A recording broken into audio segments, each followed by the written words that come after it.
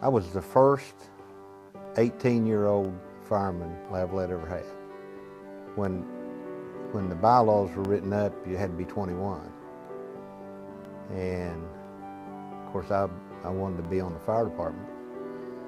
And when I turned 18, just before I turned 18, they changed the bylaws to 18.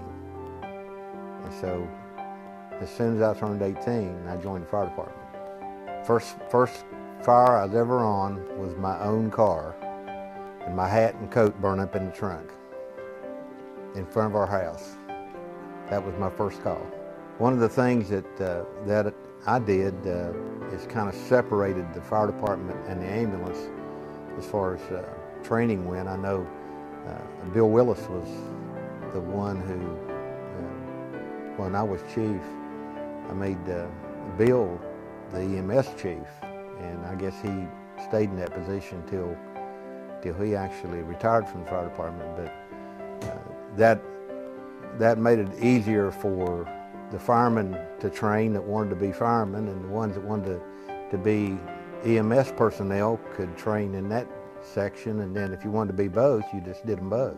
The Jaws of Life came about, as best I remember, it came about because of one of our firemen was involved in an accident and created some problems getting him out. It was Charles Holly. He was a deputy, but he was a fireman too, and he had an accident right there in front of the fire station. Probably the biggest change is we got the first radio communications.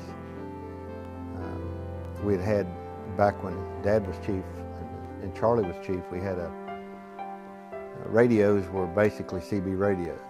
And just right before I took over as chief, we got commercial FM radios.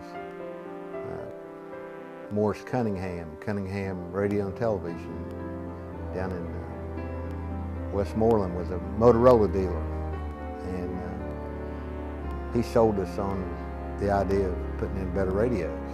And I remember we bought the cheapest thing he had because we couldn't afford any more, and he said these will be good for 5 or 6 miles, just don't expect any more. And one of the first things we did, we had an ambulance that we took to Charleston, and one of the guys called back from Charleston and talked to us at the station. We thought that was great.